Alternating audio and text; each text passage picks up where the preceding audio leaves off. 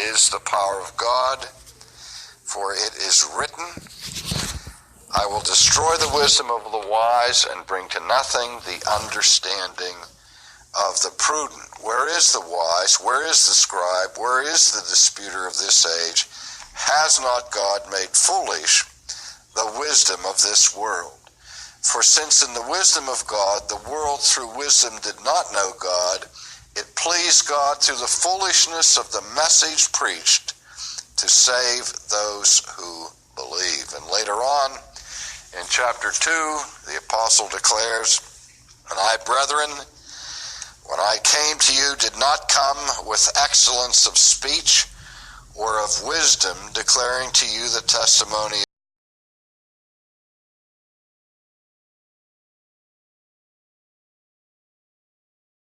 of God. For I determined not to know anything among you except Jesus Christ and him crucified. I was with you in weakness, in fear, and in much trembling, and my speech and my preaching were not with persuasive words of human wisdom, but in demonstration of the Spirit and of power, that your faith should not be in the wisdom of men, but in the power of God. Now, Paul hints that he may have had some impairment of his speech, but if his writing that we have in his epistles in the New Testament are any indication, no one would ever accuse the Apostle Paul of being inarticulate. Paul, in his writing at least, is certainly eloquent. And Paul certainly manifests uncanny wisdom, and the acumen of his mind and the force of his rational argument is compelling. But even though Paul was considered to be perhaps the most educated man in Palestine at the time that he was exercising his ministry, he didn't put his confidence in those human abilities and those human skills to see the effect of the gospel. He was convinced that the power was not in his skill or in his technique, but it was in God. Then the things that are considered wise by God are often regarded as foolishness by this world. So again, what is denied here is not the value of eloquence or the value of evangelistic techniques or the value of rational argument, but what is denied is the power of these things to affect salvation. Again, the whole article, Article 2, focuses attention on the need to look to God and his gospel if we are to see an effective power in our spiritual lives. Well, let's move then to Article 3. There, the affirmation reads as follows. We affirm that the gospel diagnoses the universal human condition as one of sinful rebellion against God, which, if unchanged, will lead each person to eternal loss under God's condemnation. We deny any rejection of the fallenness of human nature or any assertion of the present goodness or divinity of the human race. Well, if we were to examine the content of the gospel as it comes to us in the New Testament, the gospel is good news, and it summarizes, first of all, the person and work of Christ, and tells us how we can receive the benefits of what Christ has done in our behalf, as we shall see. Obviously, the announcement of the universal human condition of sinful rebellion before God is not part of the good news. So why in the world would this document include within it a statement about human sin? Well, to answer that question, we might ask it first to the Apostle Paul, why he proceeded the way he did, again, in his epistle to the Romans. After he introduces the gospel in chapter 1 and mentions in the thematic statements that the gospel is the power of God unto salvation, and he speaks of the revelation of that gospel, before he expounds the content of it, it almost seems as if he goes down a rabbit trail where he digresses for quite some time to talk about the human condition of fallenness. Right in verse 18 of chapter 1, he says, "For now the wrath of God is revealed from heaven against all ungodliness and unrighteousness of men who hold the truth in unrighteousness." And what Paul does then, beginning in verse 18 of chapter 1 and through the end of chapter 1 and throughout chapter 2 and into chapter 3, is that he lays the groundwork for the need of the gospel. Notice that this affirmation 3 says that the gospel diagnoses implicitly the human condition, because what the gospel is a remedy and the supreme cure for the disease that has us in such ruin. But any doctor, before he will cure a disease or work to that effect, will begin first of all with his work of diagnosis, to know through his examination what is the condition of his patient.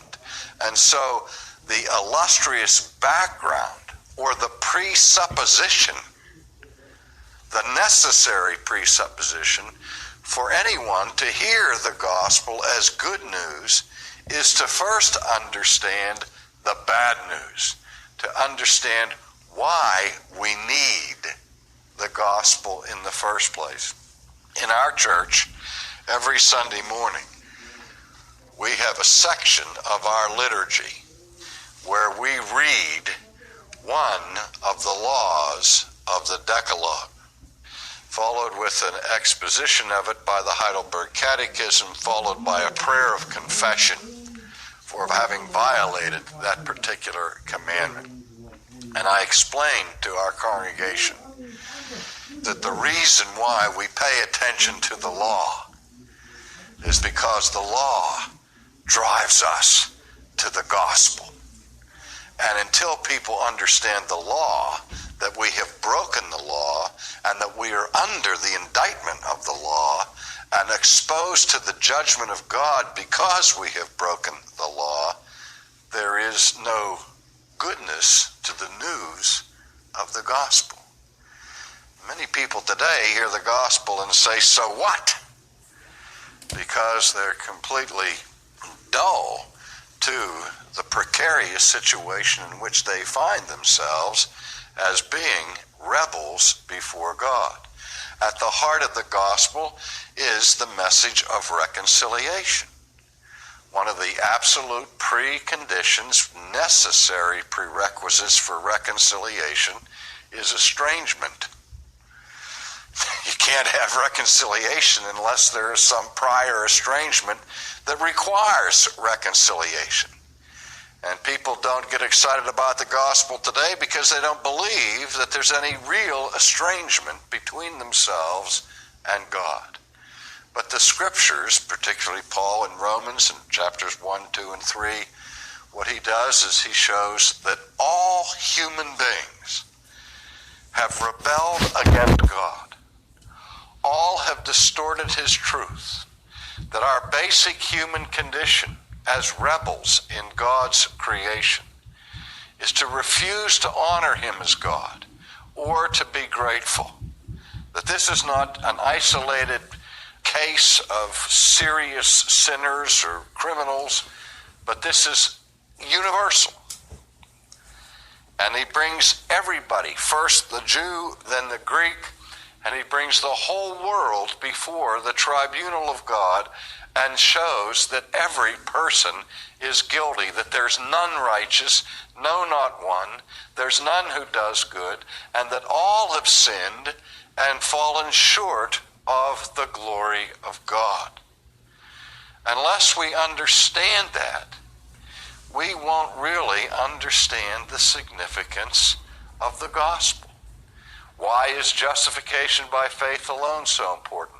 It's important because God is just and we aren't.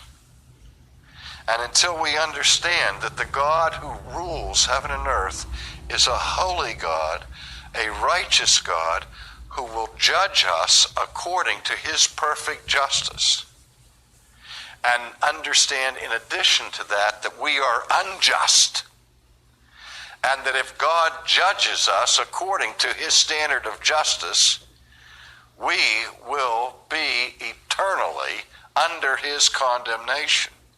Till we understand those things, the doctrine of justification is insignificant or unimportant. But if God is just and we are not just, then the question of how an unjust person can be justified in the sight of a holy and just God becomes the most important question we will ever deal with.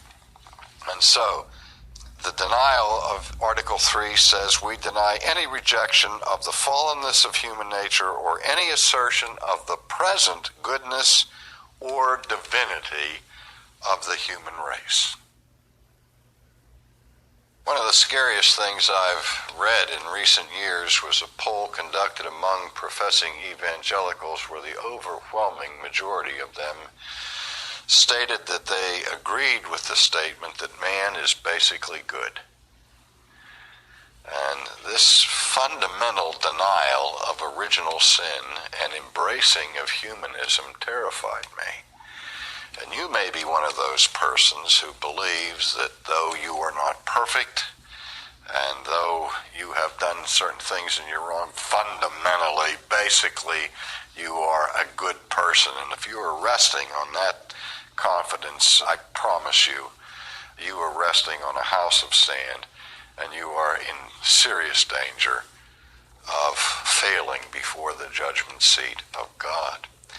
Perhaps even more dramatic is the rise of a new form of Gnosticism in our day, with the influence of New Age thinking, which has also penetrated the church widely, where people are encouraged to believe that they, in some sense, are themselves divine.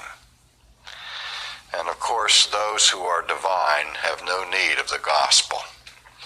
They have no need of the redemption of Christ, because if they're already God, they have escaped the threat of judgment. But this denial of Article 3 confirms a denial of any assertion of the present goodness of people or of their divinity.